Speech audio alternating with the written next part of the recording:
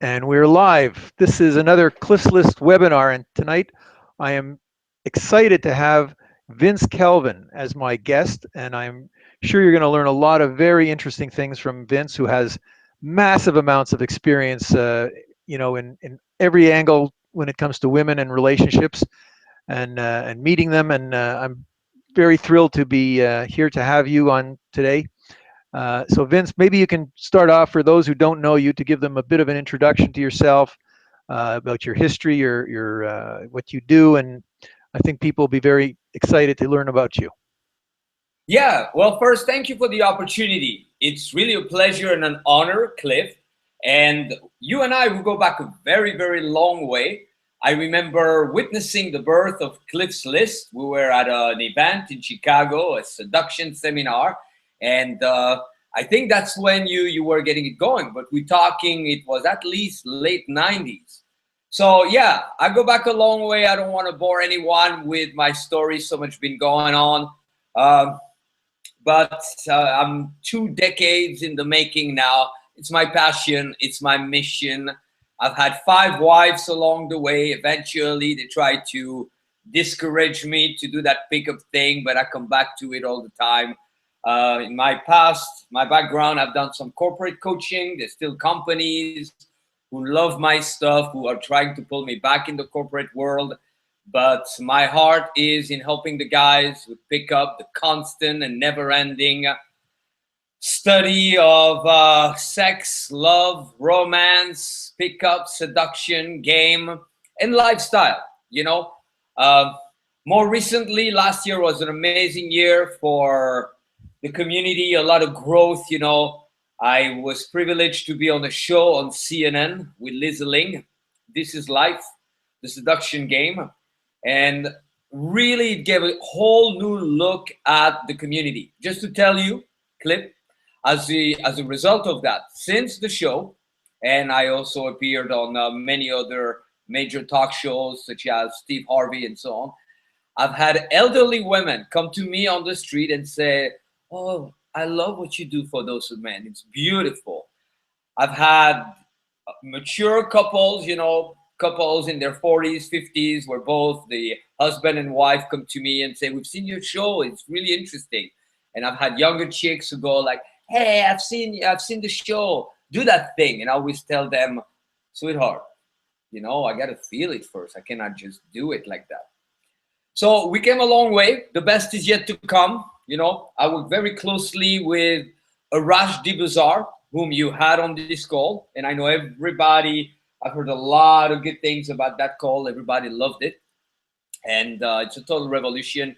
His views and frames on what women are really about are unlike anything before. So I'm very excited and I'm ready to answer some questions. So the journey was long. I don't want to give all the details, but that's where we're at right now.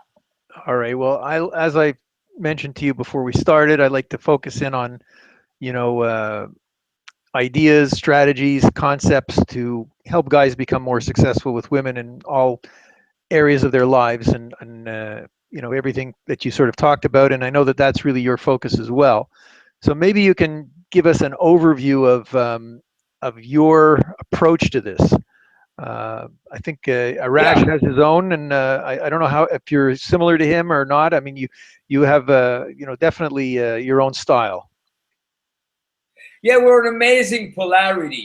We cover a lot of ground together with a mutual understanding and so on.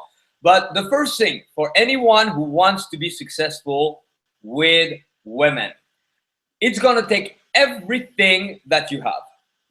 If you want more than most people, you're going to have to give way more than most people. So the first challenge for a lot of guys, they want women, but they approach this too lightly. They're not ready for the journey, for the effort. So it's easy to complain, to think that the problem is them. A lot of guys personalize and they go, "My problem is," when in fact it's just that society overall doesn't really encourage us to dive in and give something everything we have. And if it only took, just wanting women, then every guy out there would be successful. So you got to know ahead of time that it will take a lot more.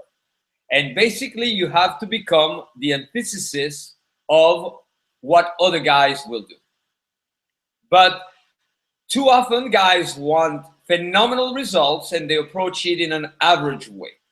So you need to raise the bar, set a new standard, and know that any and every reference you've had before at the level of learning, women, what you're capable of, you need to set them aside and embrace a whole new standard. And too many guys are on the fence. It's feminized behavior. They want it, but they put a but. And you know what that's going to do? That's going to bring exactly the same thing in women. Those guys who go, I want it, but my problem is this and that. They get women who go into it a little bit, but they have a but. So you need to eliminate all of your buts and know that it's going to be very intense. And there's very few people that are truly successful long-term with this. And to me, success consists of mastering 3 areas, because there's no guarantees in life. You know, I've had times in my new book, I talk about the Valentine's Day massacre. It was Valentine's Day when we were at Project Hollywood. We moved back into the original Project Hollywood. That was 2011. I had 14 girlfriends. And again, some guys I know, they manage multiple women, but it's at a whole different level. And it was my first smartphone, and I did a mass text, and I went from 14 down to 1 because they realized that they could see everybody else's names.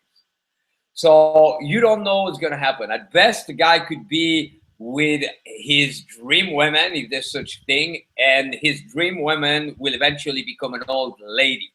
Or, you know, there's so much we have to face. So one aspect is to be free regardless, to thrive regardless, to not depend on the presence of women to feel good, but to not necessarily do the opposite and avoid having women, to be so open that you include the possibility of just mastering your own relationship with yourself independently from women.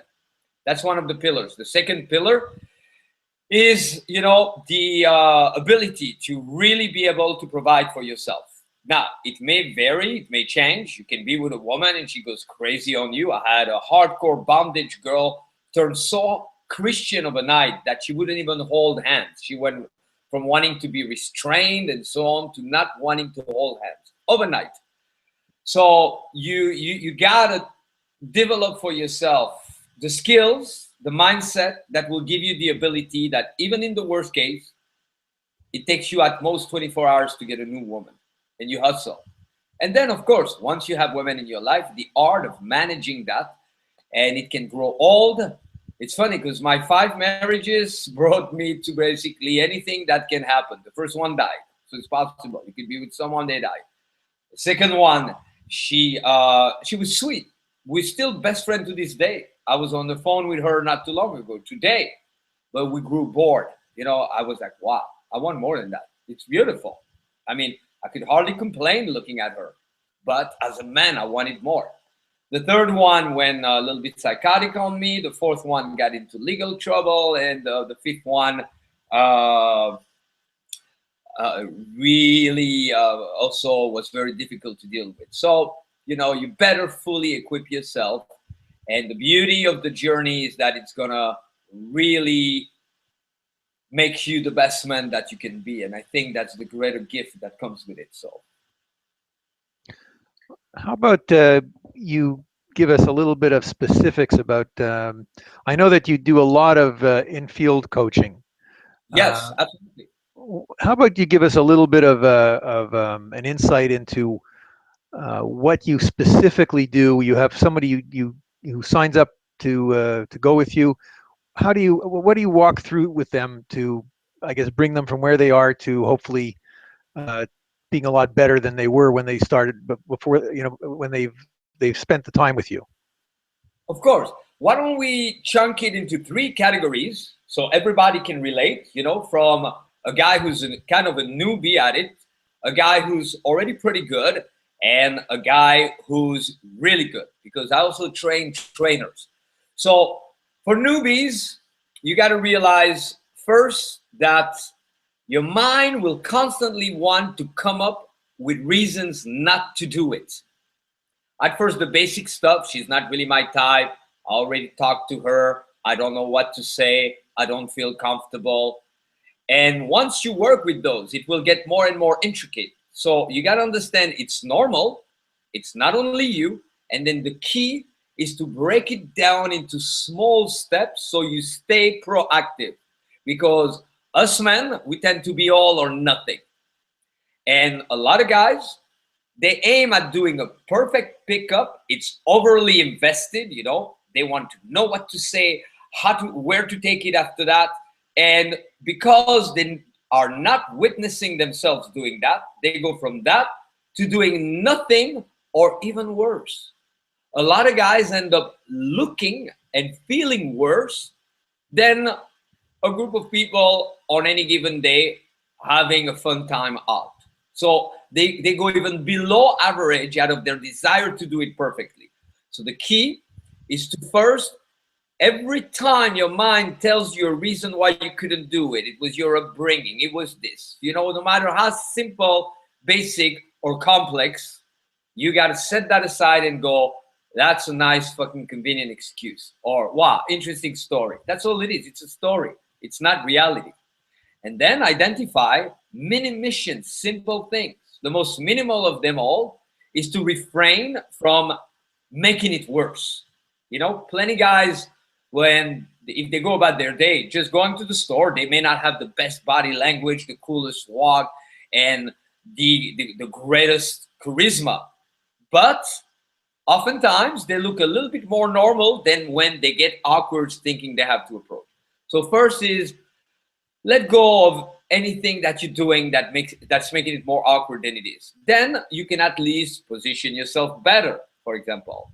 Then you can start to make little comments. If that's too much, you can at least observe and think about what you could say. So I could say a lot more. This is just in a nutshell. The first level of assignment consists of removing all excuses and recognizing them as excuses. And then from there, building it up step by step. And if you find yourself taking action, you can raise the bar a little bit. If you find yourself not taking action, you can lower it a little bit. But you never want to be one of those guys that's standing, not doing anything, or walking around and explaining to yourself and others why you're not doing anything, because you're missing out. There's always something that you can do, and it builds momentum. Now, the guys that are already pretty good, let's say they can start a conversation and so on. Two things. There's a lot more, but I want to move on to other questions. So I'm giving you just a sense of the main things that I've noticed need to improve. First, overinvestment. Watch out. Okay? You got to make sure that you no longer fall for the little voice that's telling you it's going good, because it means nothing. First, women don't process it the same way we do. You know, a woman can have a male friend. Us, we're ready to fuck at first sight. If we like, we're ready to go for it. So don't think that they think exactly like us. And from there, avoid being overly invested. You're going to operate fast and sharp, but you cannot be one of those guys who's going to go, oh, I think she likes me. Oh, maybe, oh, I met that girl. You got to drop all of that. It's not game. It's not pickup. It's just desperation. And then it's important to go beyond conversation. Conversation is not enough. Oftentimes they say, yeah, the girl didn't call me back, she flaked. It's because your interaction was not significant enough. A good example would be most signs on the streets, billboards or signs of a restaurant or something, are pretty unique and gigantic. So they stand out. Now you can stand out with your look, and there's many ways. You know, a guy could be business and wear the best suits that anyone who knows about suits would be, why your suit, why your suit, and you hear that all day long. So you already have that appeal. You could stand out with your ways, you know, to be a little more dynamic, exciting, and so on. But you must stand out most of all with your responses. So you got to understand, every guy that goes at it, that doesn't have any training, even the guys who are going to have training, they obsess about one thing. They obsess about meeting so they can sleep with the girl. And girls detect that very fast. So if you can refrain from doing that a little bit and bring something more to it, you got to study what the average guy will do, all of their tendencies, and not fall for that. Otherwise, you'll get the same stuff, which is you're going to get fun numbers and it's not going anywhere. And for guys that are already doing good, you're going to have to, I call it sexualize, which is you got to understand the dynamic of female sexuality. They're very sexual and it's very tempting, but their consciousness is often splitted. You know, doesn't take much for a guy to stand out. The moment you talk a little bit better and more than most guys, apply yourself. Women are going to be interesting, but that's not the only thing that's going to happen within them. There's going to be a counter voice going, yeah, but I don't really know him, and all of that stuff. And they present it to us. So then it makes guys reactive and they think, oh, I got last minute resistance. No, in my own opinion, it's a false frame. What you got to do then is take the lead with that.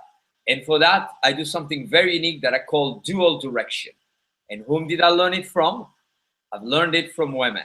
And I didn't learn it from women in the way where a woman tells you, start to give guys advice. No, because all female advice is bullshit. They don't understand men, so they cannot give men advice on how to pick up women. What they're going to do, they're going to tell you how they think their boyfriend should be. Okay, so it's going to be a reflection of what they value. It's not going to be genuine advice.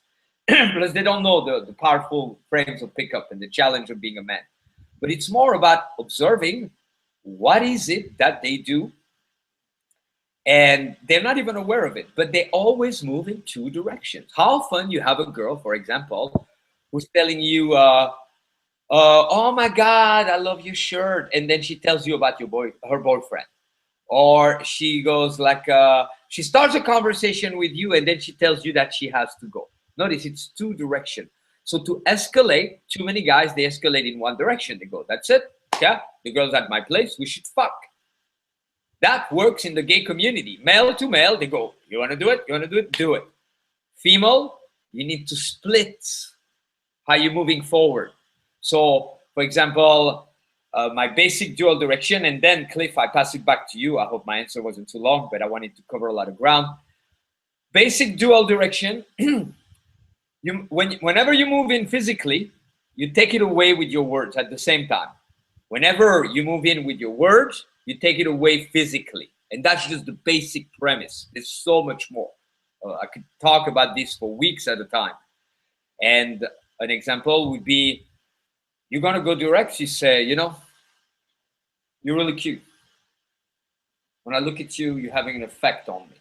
It's important so it doesn't come across as just a compliment to talk about you in it. That we got it from Bad Boy. Bad Boy made the distinction. Include yourself in it. Don't just tell her, oh, wow, you're so sexy. You go, you know what? I'm looking at you and I'm thinking, sexy. What would I do to her? But if you say that and move in, it's too much for the girl. So you say that and you take it away. Old school, giving the shoulder a little bit. And then you walk back in and you go, too bad, I got to go. And that's when you touch her. And that drives women crazy. It's more aligned. My experience has been that all those situations that I would be getting close but not quite, all those times, girls at my place going, yeah, but no sex. Oh, I got to go. No more. That's not been a problem ever. So that's a glimpse, opening a couple doors, depending what level you're at. I hope that was helpful, gentlemen. That was a very interesting observation. So that's a strategy basically of going forward and going back at the same time, and that sort of aligns itself, I guess, with the way women behave and identify with things. You know, because they all sort of do that in their own way. I think that was quite insightful. I appreciate that comment.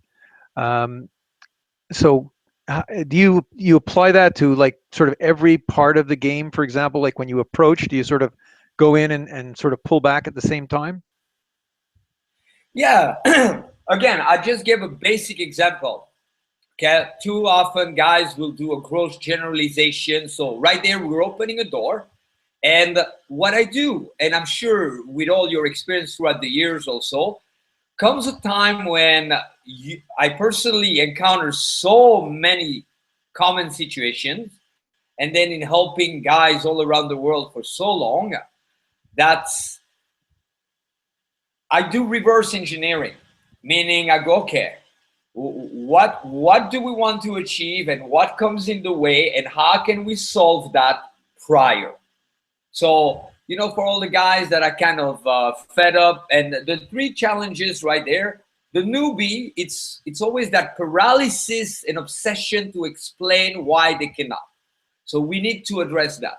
And that simple idea to break it down and recognize everything as excuses unless you're taking action, and know that the problem is you're trying to do everything, and because you can't, you're doing nothing, resolves it.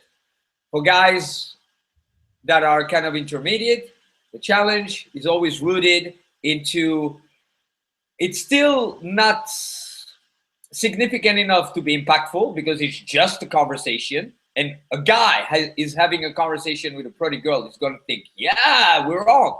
A woman could just go and tell her friend, oh, wow, he's such a nice guy. I had such a good conversation. And it's about avoiding falling back into what every guy is doing. And at an advanced level, it's always, you know, guys going in, and it's too much in one direction. So that counterbalance. But yes, Cliff, I think it's very important to see, observe average guys when they talk to girls. The moment the girl gives that much of a little sign of being into it, the guy will go in. Sometimes it's funny. You can notice relocation like that. I saw those people in the jacuzzi at my place. The guy was trying to lean towards the girl, and she was moving. They started on one side of the jacuzzi. By the end, she was on the other side. And then what happened next? When she had nowhere else to go, because the guy was like pushy, needy, she got up and she left. And that's typical.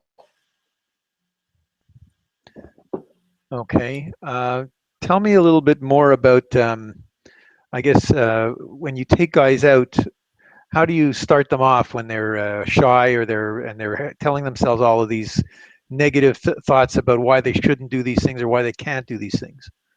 Tell Well, me a little bit more about how you deal with that. yeah, it's simple. I get them to understand that they are not those things.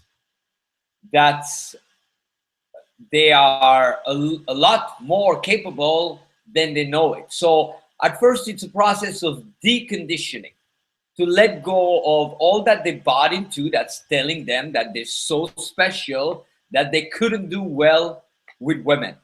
And instead of trying to micromanage all aspects of it, we just simplify it. And at any given time, you imagine two beautiful breasts in front of you, okay? And one of them, one of the circle is a story, and the other one is a step. Anything that leads to a step closer to talking, that's truth right there. Anything that holds them back is bullshit they bought into. And I help them to rapidly recognize. Initially, they go, "Oh yeah, that's a nice reframe." It's not. It's a real frame. You know, a lot of fables out there had the premise of the story is always the princess that went dormant, and the prince will kiss her to waken her. But in this day and age, it's more men that went dormant. So they need to awaken. And then we got to also realize that we live in a day and age of such comfort and luxury that too many guys think they can afford excuses or demeaning themselves, when in a time of war, there would be no time for that. If right now we were gladiators, and the only way you live until tomorrow is if you fight and win. Let's say the guy is used to fight with a sword, and suddenly they give him a different weapon. It wouldn't matter. The guy could not afford the luxury to go, "Oh, I'm sorry, my problem is that I'm used to fight with a sword and you're giving me another weapon right now." There was no time for that. You know, it was just like you had to go for it or you died. And in this day and age, it's easy to build layers and layers of bullshit of thinking, oh, you know, my thing is more like day game than night game. We put a gun to your temple, and the only way you survive is if you thrive day or night. Are you going to maintain that as an excuse? If you do genuinely think I will maintain it, even if it costs me my life, it's probably not an excuse. But it's very rarely the case. So I hope guys understand that they bought into the wrong frame of mind, the wrong plan, the wrong idea, and they're so convinced in it that they think that they do have a handicap, which is false. Let's talk a little bit about relationships here, because you've been married 5 times, which, from what I understand, though, I don't know if all of them were, but a lot of that was open relationships, because you still continue to teach the pickup and demonstrate in field and things like that. And then you also mentioned at one point that you had 14 girlfriends at one time. Tell us a little bit about how you, I guess, manage multiple women. I mean, I learned a little bit about how Arash does it. I'm curious if you do the same sort of uh, approach, or if you have your own way of handling things. Yeah, well, you know, let's again. I'm happy to talk about my own story, but I want to make sure that it's of benefit to the guys out there. Okay, so I've learned a lot through all the relationships I've had, and I think that it's not my number one focus right now. But one day I would love to write a book about marriage, you know, but not now. I think that first you have to be honest with yourself. Being honest with yourself is, you know, the old saying, with great powers comes great responsibility. That's like high stake gambling. That means there is more at stake. So for some guys, it's too much, you know, it's too much to manage multiple women. Now, I also believe, just like Arash says, that us men were not designed to be with just one woman. We're not. So eventually it's going to come into play on your side. You will not be satisfied. You know, it's kind of a side note, but you want to hear something crazy, Cliff? Sure. During my last marriage, you know, my beard is getting a little more gray. Okay, but when I ended my fifth marriage, it recovered some of its color. You know, I find that fascinating. Just like the weight of being with just one woman and so on. So I've had different phases, you know, and almost like a sketching model. In terms of long-term relationships, my most recent one, I wanted to demonstrate to myself that I could be faithful to just one woman. And I wanted to do that well. And she also had a little girl. So that was one interesting adventure. Yeah. And I did it. I'm happy to say I was able to do it.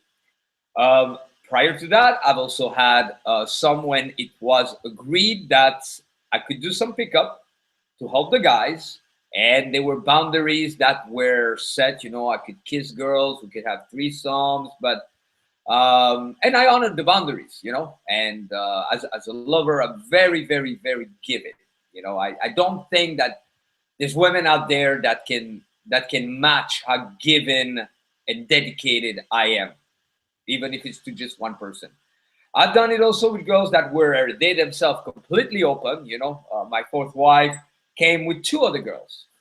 They were 18, 19, and 21, and they were bisexual. All three of them. On the wedding night, we ended up having like a foursome. So, but all of that, I like to explore options. And you got to remember, as a man, whatever you want, wherever you go, there's always more options than you know. And the source of all human struggling is when we forget that there's more options.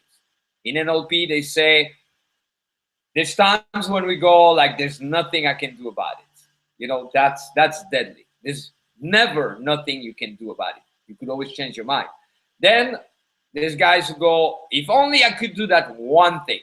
There's always more than one thing you can do.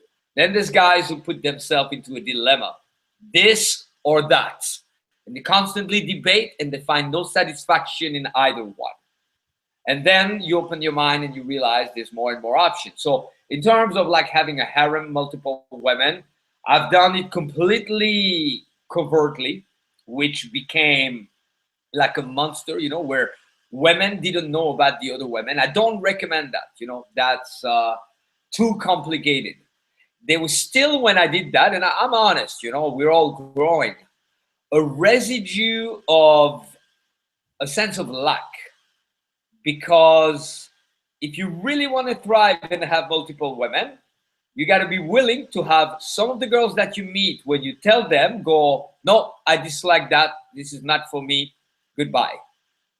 Now, it is a little scary for all of us. And you got to understand fear.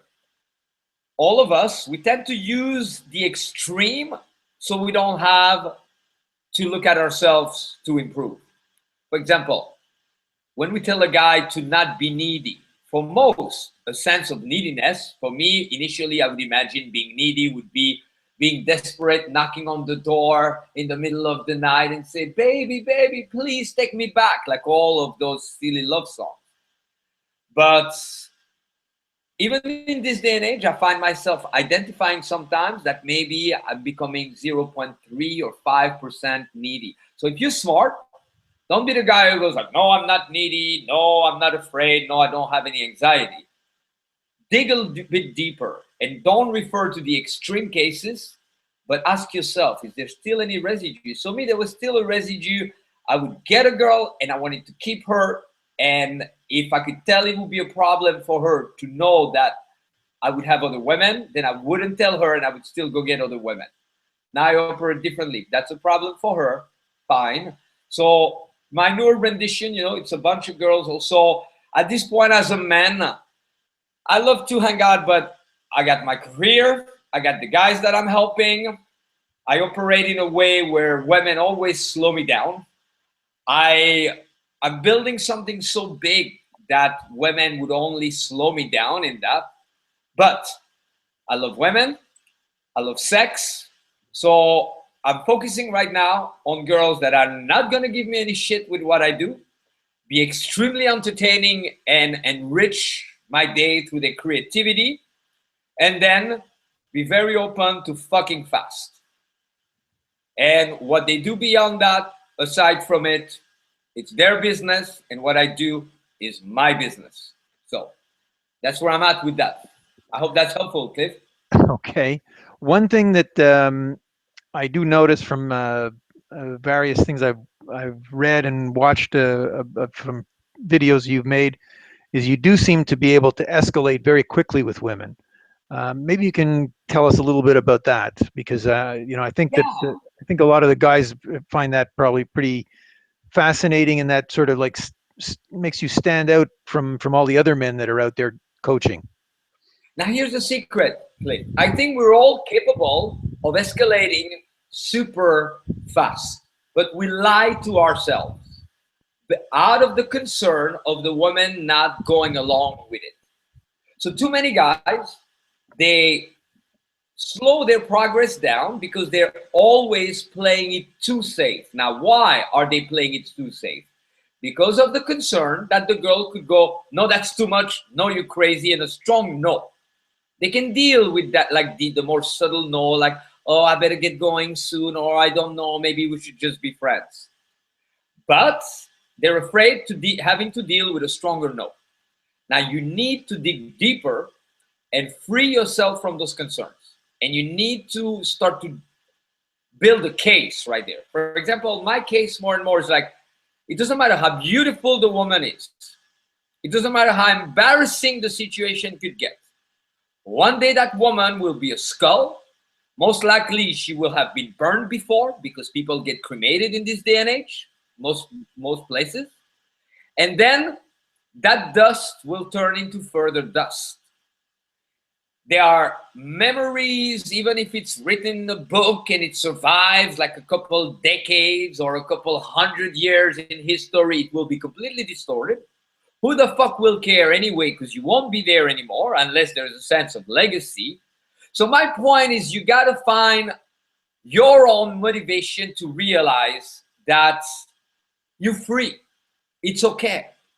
It's overinvestment. It's kindergarten stuff. It's all the fears that we drag from kindergarten, first year social exposure. And if we removed all those fears, then the guy would be free to take a step. And the willingness to not do it right is essential for the art of pickup, seduction, game, and social arts. There are certain disciplines in life that would require what is known as the perfection model. For example, a company is about to release new software all around the world.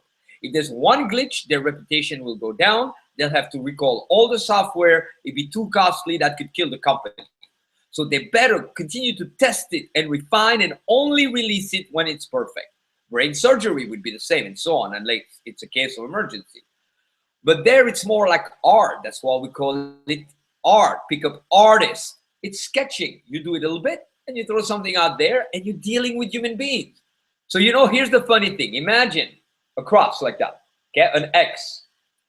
And there's times when you can do it really good, that anyone who knows a little bit about pickup or even the general public would be, wow, the guy is funny, he's cool, it makes sense, it's awesome, and so on. Even women would say, oh, I don't know, I probably wouldn't go and have sex with him right now, but I gotta admit it, he's good, it's awesome.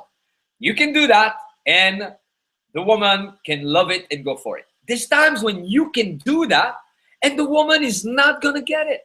And you would put another woman there, and she'd be like, oh my God. A great way to realize that is to take one opener or a theme, not just an opener, a theme, and you just start doing it with other girls, like back to back, you know, 100 times, and you'll realize, wow, even though it's the same meat, the same idea, different women respond in different ways. Now, there's times also when a guy could really fuck it up. It could get weird. It could not make sense, speak too soft, too weird, and the woman would not get it. Sorry, I put it down here. And there's times when the woman would like it. I've done some retarded pickup, you know. Even not too long ago, I came downstairs from my building. It was a little abrupt, my departure. I had something in mind. Suddenly there's a girl, I go, hey, you, yeah, here. And that's how I opened. And she was, what? I said, I'm not even making sense. I want to talk to you. I didn't expect you. You surprised me. That's all I have to say. Say something to me. Yeah, I've done an opener where I have a gum or something in my mouth and accidentally it comes out. It splashes her. I've done one where I don't make sense. So my point is you got to be willing to just try things and to know that it also depends on the woman. Sometimes something that you did very well is not going to produce the result and vice versa. So the more you free yourself, the more you can escalate faster. And then there's a couple mechanics of escalating, but honestly, I know guys sometimes learn salsa and the moves, you know, those fast moves. You shake her hand and you go, wow, you got the cutest little hand. And you lock her hand on one side, you grab the other one, you turn your body to the side, you go in her ear and you go, and not only that, you're super cute. You look very kissable. That, it wouldn't take much, you know, maybe I work with a guy 1 or 2 hours, we drill it again and again. He could do it very, very well. Some guys could even watch a video and pick it up. But why aren't they going to escalate so fast? Because there's still that concern. There are certain things that you learn with pickup that you'll get pretty much in one shot. Almost like you learn a new word and you remember it right away. Other things, they may take you like a couple months, I would say 30 to 90 days to maybe a year, and you'll get solid, you know. And there are other things that you're going to refine them for a lifetime. So it's almost like a balloon that wants to rise, but there's still the sandbag holding it. So if you want to escalate fast, you got to be free and let people be free also and not take things so personally. And the mechanics will follow. And then it's double impact. Because time after time, women witness guys beating around the bush, being a little hesitant, taking things too personally, too literally. I'll add one thing in just a moment. You're going to love this. And suddenly there's one guy who arrives and he goes, I want to talk to you. And I do that dual direction. I go, my darling, in a parallel reality, right now, you and I, we're going at it somewhere. We're probably not even here. We're in a bedroom going at it. But we have to be proper. We're not in a parallel reality. And when I say we have to be proper, that's when I walk in. Okay? So suddenly a guy does that, and women, they hallucinate. They're going to be like, wow, he's special. And then they start to ask you, like, do you have a really big dick, or they think you're famous, or wealthy, or special, or they go, oh my god, that's the guy. um Let me think. Yeah, your questions are awesome. You bring out a lot. There was something I was going to mention just a moment ago, but it's going to come back to me. I have a Okay. girl currently that's keeping me up at night. She's a dancer, so she comes back every night at about 3 a.m. And I'm a little sleep deprived. So, Okay. You talked also about lifestyle when we started the conversation. Maybe you can elaborate about that and I guess how you work all the women into your lifestyle these days. yeah, I think it's the opposite. It's lifestyle first brings women. You know, so there are certain qualities. I mean, I like to divide it into columns. Of course, there's the column. We're gonna put it here, where lifestyle is defined by the world. You know, so recognition at work, means and money and so on. Now, initially, I'm sure you remember the original days. A lot of people omitted that. They were saying, "No, you don't need that. You just need like some hypnosis stuff."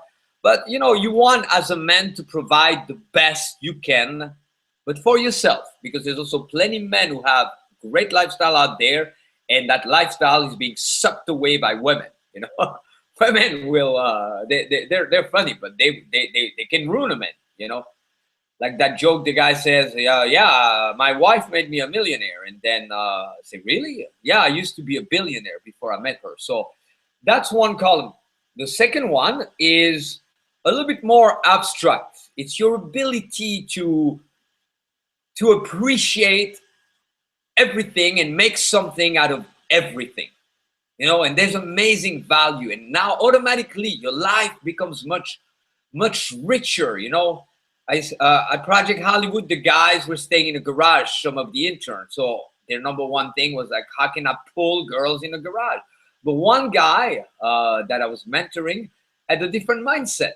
And he made it an adventure. And he was the one who would always have girls who would be like, oh my God. All the ones were like, oh my God, I feel like I'm in college. This is so cool. Younger girls didn't mind because they were in similar conditions. And the third column, and there would be more, but I keep it at three for now, is the more abstract, even more abstract. You know, your level of are you really following your own truth? Are you really aligned with your own call in life, your mission? Are you really working your own stuff? We all have stuff, baggage, liabilities. And the more you work that, the more appeal you have, the easier it is to be around you. You know, one thing that I'm really happy that I worked on, it took me a long time.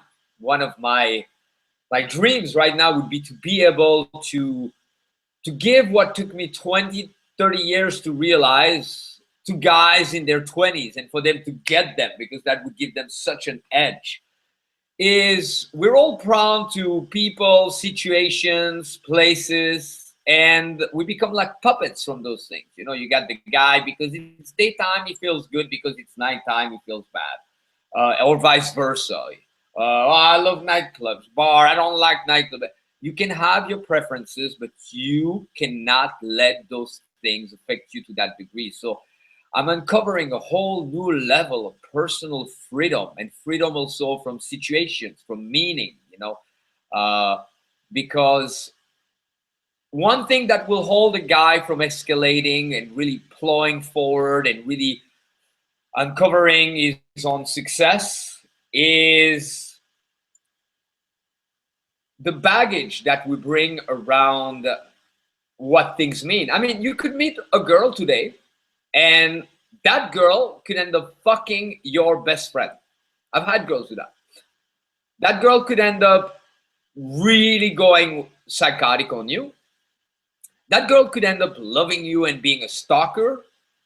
And if that's a problem for you, you're gonna unconsciously slow yourself down, and you're gonna buy into any convenient bullshit excuse and go, yeah, my problem, is that I'm just not playful or any of that. But the truth that you got to admit to yourself today is that you're a little bit concerned because you don't know what could happen, and you got to stop playing it safe, hoping that you can control everything, and you got to be willing to deal with the chaotic force of women, and to realize that in the end it's all your own investment and the meaning you put into it. Because in nature, a tree might be affected by the wind, but the tree is not going to build a story around it. Oh, damn it, here's that wind again. Why is the wind like this? Why is the wind stronger here than it is for that other tree down there? If only I was a palm tree in California. No, it just goes through the experience. It doesn't draw conclusion. It doesn't personalize and all that trash. And it's all of that that we need to clear completely. So you realize, I love Hustler, the sex shops. They have that slogan, say, relax, it's only sex. And then you can establish a code of conduct. One girl that is an exotic dancer that I'm with, of course, she's an exotic dancer. So she's going to rub her pussy on men's cock at night to make money. Now, I could choose, you know what? I don't want that. For me, I go, oh, okay, go do that. Bring back some sexual energy, teach me a few things, and meanwhile, I go fuck a couple girls. That makes me happy. Gentlemen, I'm not saying that's what you got to do, but find what makes you happy. It's a little bit out there. It's not easy to manifest. So find what's out there that would feel just right for you, manifest it, and then you're going to grow. Who knows where it's going to go next. But anyway, and then there's a code of conduct. You may, like tomorrow night, I'm going to the Porn Awards in Los Angeles. 2 adult film stars invited me because they were courteous enough to invite me. I'm going to do my best to make them look good, even if at times I have to hold back a little bit. I'm not going to be the prick that arrives and they introduce me to 2 other adult film stars and I make my 2 girls look bad in front of them. So code of conduct, but the rest, it's all your own stuff. And then I feel the universe is pretty smart. The universe is going, okay, how do I make men grow? If I try to interest them into the afterlife, it's too far. If I try to interest them into, developing virtue and spiritual awakening, what 20-year-old's gonna go, yeah, I want spiritual enlightenment. Let's put pussy right in front of them. And let's that pussy appeal drive them so crazy that the only way they can deal with it is to grow. And gentlemen, make no mistake, that's why you got to dive in right now or resign. Okay, you got to say, never mind that pussy thing, I give up, or settle. And settling is probably going to lead to extreme boredom, regrets later on. Oh, I could have had more girls. Here I am with this lard ass, and we were watching the same movie for and there's zero appeal and we don't have sex anymore, or a divorce or something like that.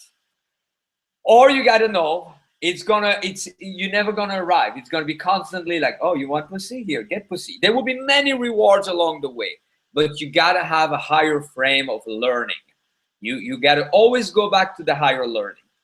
Whenever you go forward, and let's say you have great sex or you have a moment, you meet somebody new, nothing wrong with having that first burst of like, wow, passion when you met somebody new. You got to control it because it can quickly become codependency.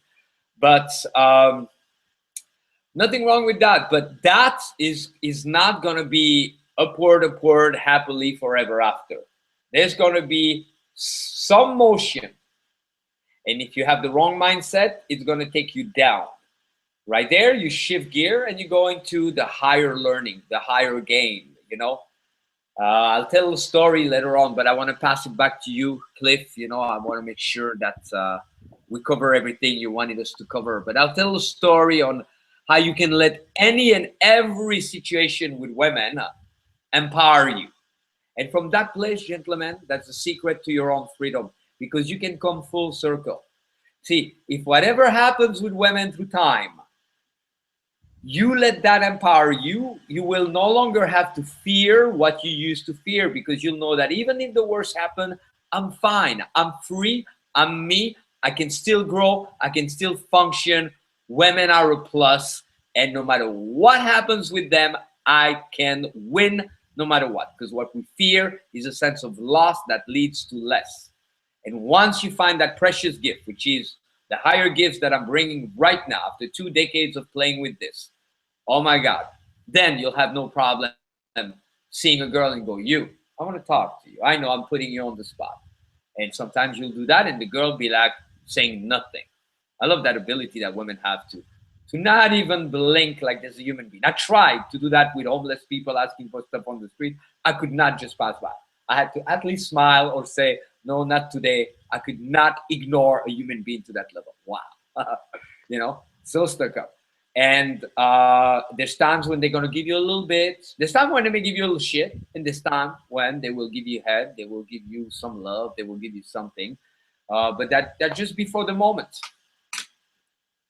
And when you do that more freely, you'll have more abundantly. With experience, have you noticed any difference between when you can, when women are receptive compared to when they're not receptive? Have you learned a little bit more from your experience of when to push things and when not to? Yeah, of course. It becomes very difficult to interact with human beings in a way that's progressive if you yourself are not comfortable. Because as human beings, that's why guys just don't go charging, hey, let's go talk to those girls, let's go fuck with those. It's because we all are comfort junkies, especially in this day and age. So nobody likes discomfort. And you want to like discomfort because that's where growth is. But if you're making it already awkward, other people are going to want to move away from that.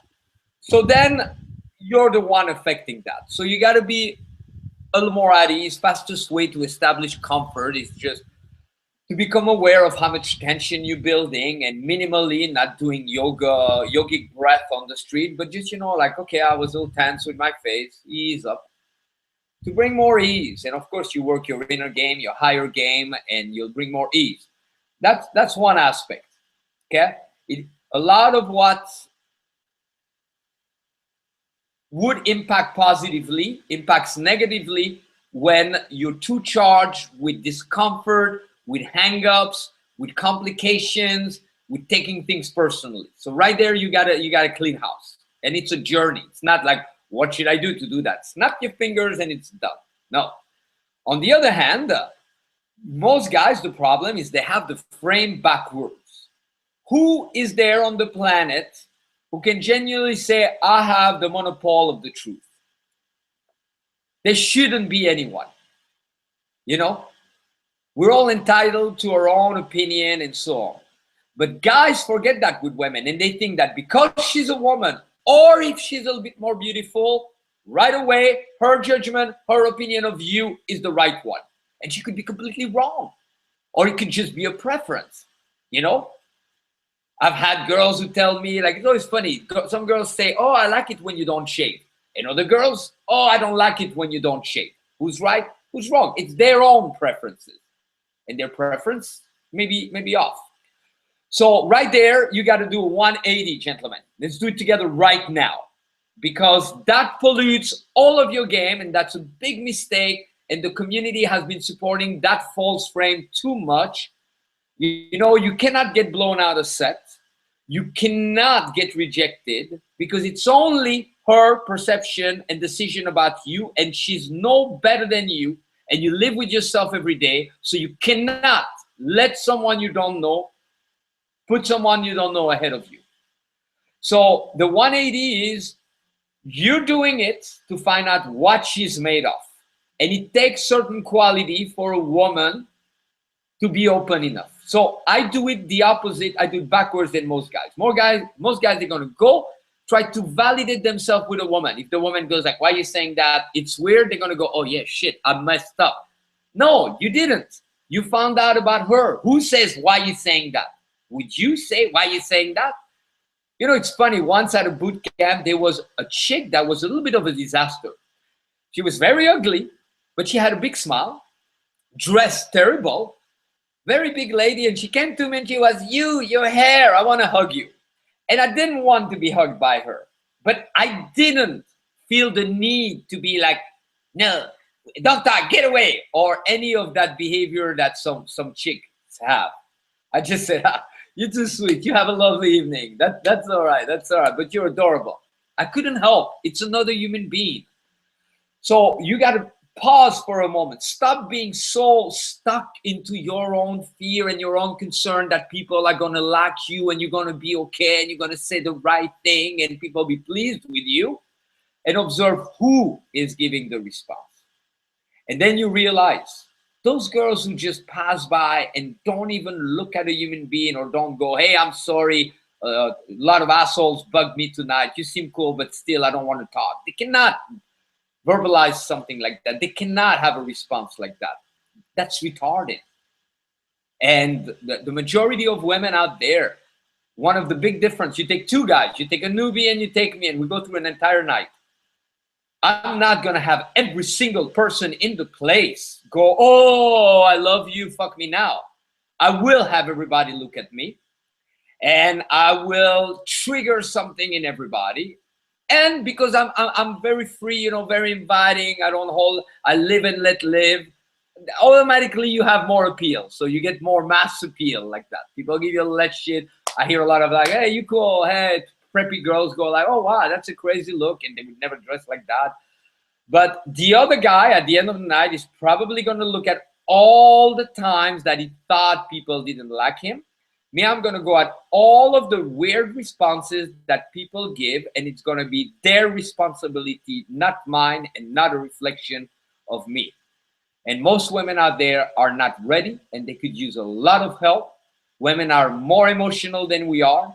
They're more confused than we are. They're less decisive than we are. And they're a fucking disaster when it comes to love, sex, and romance. And we also need to educate women more. Here's something I noticed that's very sad. There's a Walgreens down the street from me, and I like to hang out. I smoke a cigarette outside. I talk to girls. The majority of beautiful women, and there's a lot of beautiful women in Hollywood, even if it's a little old lady behind them, an elderly couple, a person in a wheelchair, somebody handicapped. The exception is a cute dog. There they go, "Oh my God, this dog is so cute." And if you love dogs, that's cool. But those women who give that to an animal and cannot give that to a human being, that's pretty fucking sad. But here's the sad thing. They don't hold the door for elderly people, the majority of them. That's sad. So I called them. I said, "Look, you didn't even hold the door. It was an old lady. Why is that?" Yeah.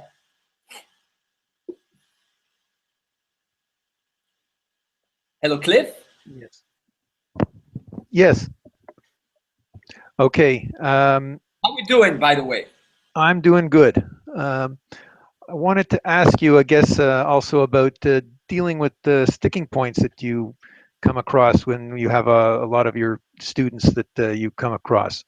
It seems like you have more an overall approach rather than a more specific one.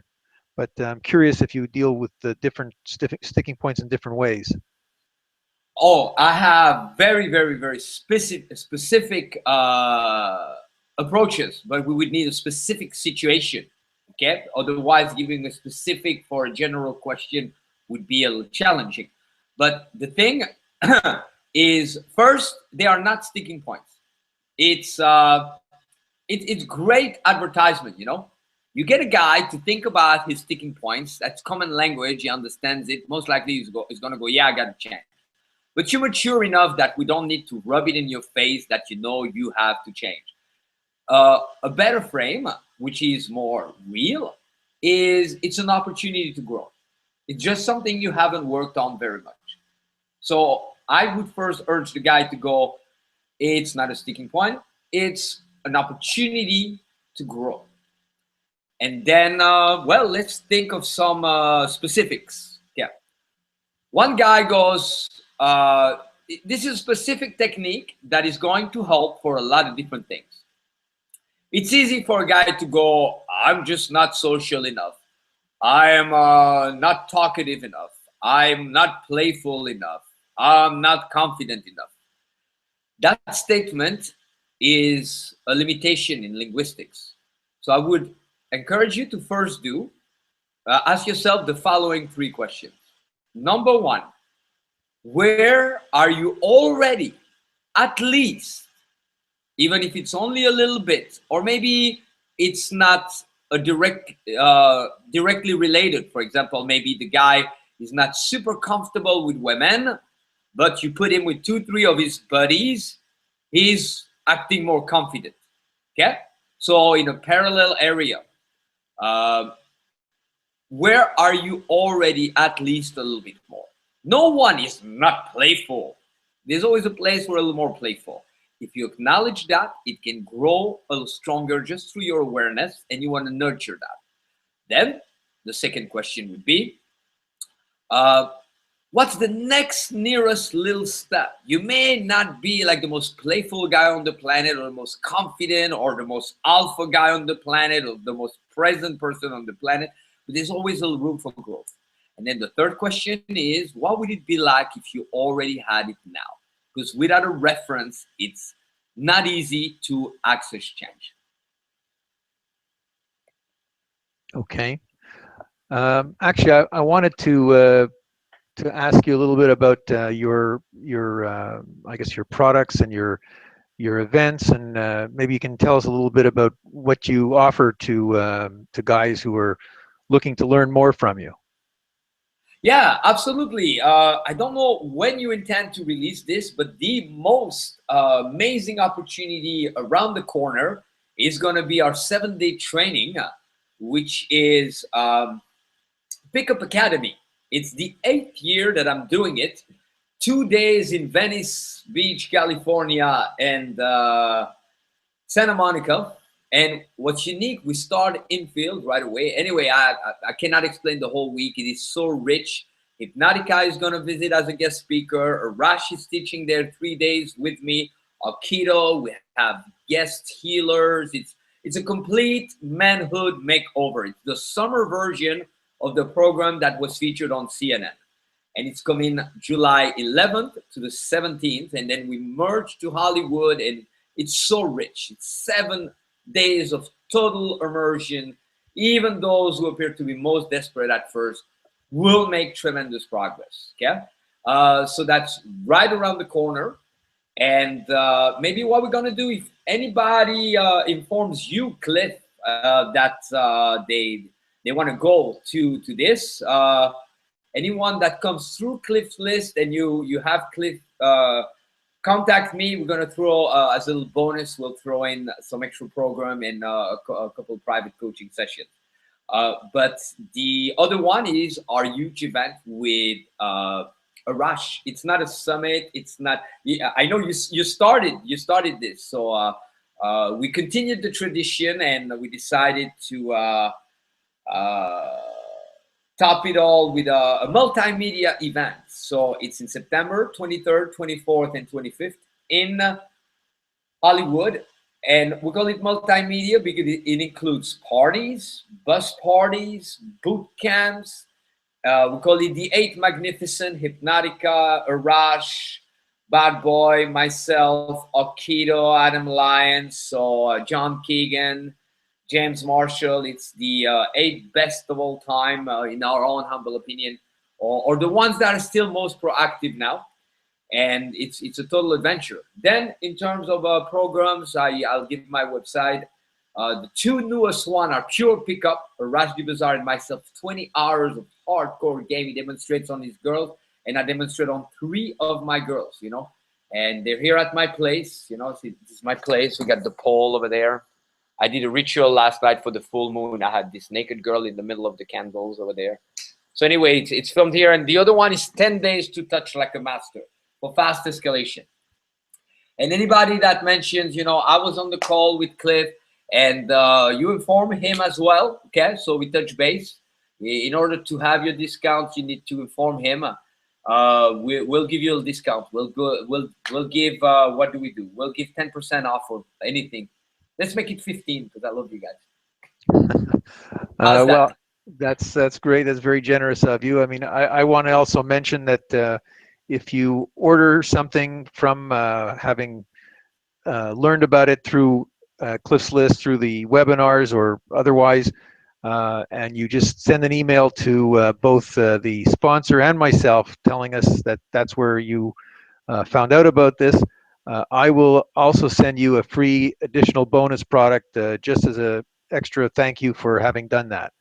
And I just wanted people to know that because there are some really excellent bonus products that I have that I will send you for free. Um, and I guess that's pretty much what I wanted to cover with you. I think I think it's been very enlightening. Really appreciate the time that you've taken tonight to tell us a little bit about yourself and the type of things you've been doing. And I'm sure we're going to be doing this again fairly soon. And again, I want to thank you. Yeah, thank you, Cliff. You've been a pillar, you've been an inspiration, you've provided so much for the community throughout the years.